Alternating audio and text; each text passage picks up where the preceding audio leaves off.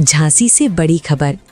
Bharatiya Janata party के मनोनीत पार्षद प्रीति महोर और कुसुम कुशवाहा द्वारा जोरदार स्वागत किया गया। इस दौरान प्रीति महोर ने पार्टी के प्रति अपनी निष्ठा और समर्पण को दोहराया। झांसी में आयोजित स्वागत कार्यक्रम के दौरान बीजेपी की मनोनीत पार्षद प्रीति महोर ने कहा कि पार्टी ने उनके निस्वार्थ परिश्रम को देखते हुए उन्हें ये महत्वपूर्ण जिम्मेदारी सौंपी है। उन्होंने कहा कि वो इस जिम्मेदारी पर पूरी तरह खरा उतरेंगी और पार्टी की नीतियों को जन जन तक पहुंचाने का काम करेंगी। प्रीति महोर ने अपने राजनीतिक सफर का जिक्र करते हुए बताया कि वो 2017 के विधानसभा चुनाव, 2019 के लोकसभा चुनाव और 2022 के विधानसभा चुनाव में सक्रिय रूप से कार्य कर चुकी हैं।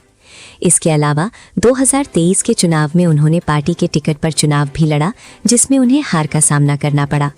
उन्होंने आरोप लगाया कि चुनाव के दौरान फर्जी मतदान हुआ, जिसके साक्ष्य उनके पास हैं और मामला फिलहाल कोर्ट में विचाराधीन है।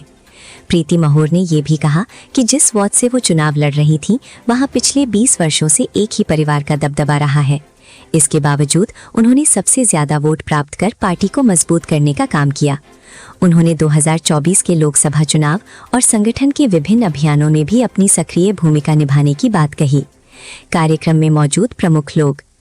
इस अवसर पर जिला उपाध्यक्ष संजीव तिवारी, पार्षद दल के नेता नरेंद्र नामदेव, पार्षद राहुल तिवारी, नरेंद्र किशोर, नीलू, रामदयाल पाल, मंडल उपाध्यक्ष बहादुर सिंह चंदेल सहित कई कार्यकर्ता और स्थानीय लोग मौजूद रहे। प्रीति महोर ने पार्टी नेतृत्व और प्रदेश संगठन का आभार व्यक्त करते हुए कहा कि वो पार्टी के विश्वास को आगे बढ़ाने के लिए पूरी मेहनत करेंगी। जो कार्यक्रम रखा गया है, वंदन, अभिनंदन, सारे मेरे वार्डवासियों ने रखा है, सबका धन्यवाद।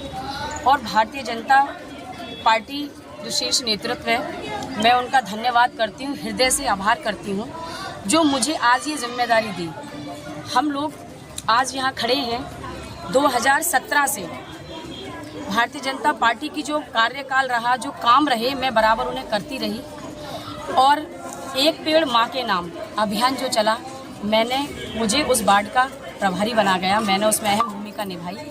2019 में जो चुनाव रहा लोकसभा का, मुझे वहाँ भी जिम्मेदारी दी गई, मैंने वहाँ भी निभाया। और 2022 में जो विधानसभा का चुनाव रहा, मैंने उसमें मन लगन से काम किया। और मुझे पार्टी ने मेरा कार्य देखते देखते मुझे 2023 में भारतीय जनता पार्टी के टिकट पे चुनाव लड़वाया।